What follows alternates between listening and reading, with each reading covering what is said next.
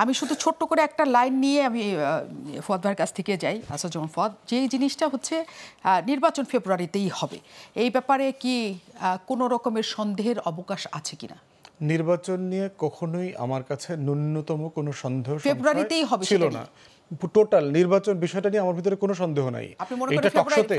এটা টকশোতে আসলে পরে আপনাদের কাছ থেকে কথা শুনলে মনে হয় যে নির্বাচন নিয়ে আসলে অনেক সমস্যা আছে। একটা সেটেলমেন্ট আছে, পলিটিক্যাল পার্টিসগুলো রেগুলার মানে অন্তর্বর্তীকালীন সরকার প্রধান উপদেষ্টার সাথে রেগুলার যোগাযোগ করছে। গত বছরের সেপ্টেম্বর থেকে প্রফেসর ইউনূস বলেছেন ডিসেম্বর 25 থেকে জুন 26-এর ভিতর নির্বাচন হবে, এবং পারসিস্টেন্টলি একই পজিশন দেশি বিদেশি সকল গণমাধ্যমে তিনি বলেছেন। যখন পলিটিক্যাল পার্টিগুলোর মিটিং হয়েছে একইভাবে বলেছেন। উনি প্রচণ্ড প্রেশারের কারণে উনি এটাকে আরও একটু নিশ্চিত করেছেন যে এপ্রিলের ফার্স্ট হাফে হতে পারে। এরপরে তারেক রহমানের সাথে লন্ডনে মিটিং করলেন। রমজান, আবহাওয়া, ঝড়, বন্যা সব কিছু বিবেচনাতে উনি বোধ করছেন যে যদি সংস্কার বিচারের একটা রোডম্যাপ আমরা আগেই ঠিক করতে পারি তাহলে ফেব্রুয়ারিতে নির্বাচন হতে পারে।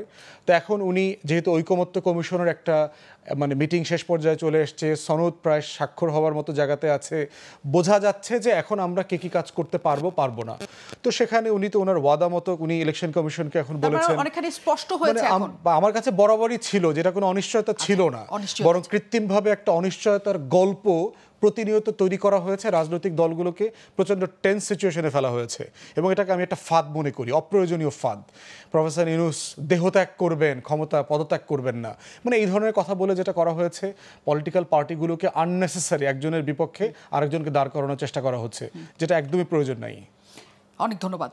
আমি আলোচনাতে আসলে আরো একটু আসতে চাই। আমি শেষ থেকে শুরু করেছিলাম অনুষ্ঠানটা, আমরা অভ্যুত্থানের শুরুতেও একসাথে যেতে চাই। এইখানে আসলে অভ্যুত্থানে কাদের সবচেয়ে বেশি অবদান আছে সেটা নিয়ে বরাবরই আমরা এক বছর জুড়েই নানা ধরনের তর্ক বিতর্কের জায়গা শুনতে পেয়েছি। এখানে আমার ছাত্র দলের সাধারণ সম্পাদক আছেন, একই সাথে এবি পার্টির সাধারণ সম্পাদক আছেন। নানা জায়গায় সবারই সব জায়গায় স্টেক আছে বলা হচ্ছে। গতকাল তথ্য উপদেষ্টাও তার এক ফেসবুক স্ট্যাটাসের কমেন্টে যে তিনি এই কথা লিখেছেন।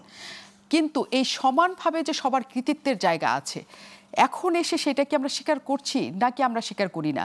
কারোর বেশি কৃতিত্ব, কারোর কম কৃতিত্ব, এই দ্বন্দ্বের জায়গা আমরা এক বছর দেখেছি। আসলে কি আমরা বিরতির পর সেটা জানতে ফিরছি।